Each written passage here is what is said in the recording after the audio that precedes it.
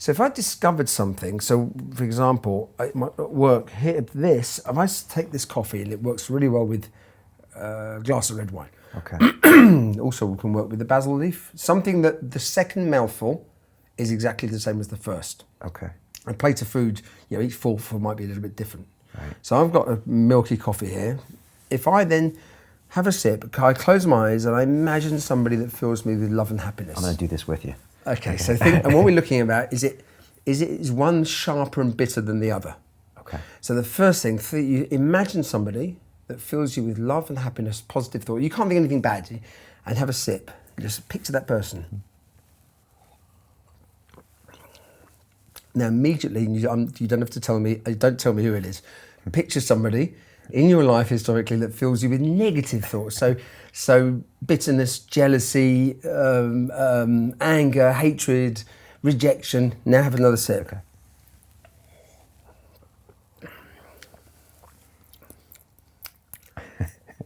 It gets bitter.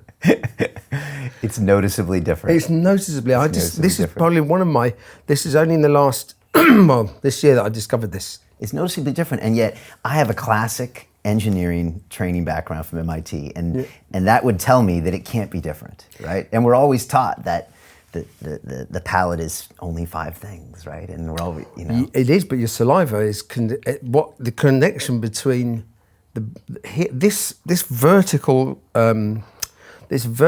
line that connects our genitals with our gut, our organs,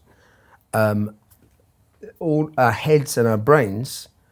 There's so much goes on there. Up, down, continual symbiotic exchange of information. Right. So when you feel fear, if you imagine, I remember watching maybe Jaws or something, a really scary bit. One metaphor for it is I've got a pit in my stomach. Right. Or it's cold, but you don't go cold here. The feeling is across here. Right. And all we have inside our bodies is, we've got over 100 trillion microbes, bacteria. And there are more bacteria in every living human being than all human beings that have ever existed on the planet. And imagine inside, it's just like a little mini universe. So if this system experiences fear and its defense mechanisms, that's where it comes from. If we're scared, it affects our eating. But we're so distracted with everything in modern society today that we don't notice. Right. But that's, my God, it's a big difference. So basil leaf, you just tear it in half. It's much more bitter. It really is, and it's quite. And if you do the left with wine, I haven't done the coffee. Left hand or right hand is different. If I write the word wine, it's a good excuse to have a glass of wine actually. But write the word wine with really rounded letters like balloons, and then write the word wine in really jaggedy, sharp letters. Have a sip with the round letters. That actually also works for coffee. Right.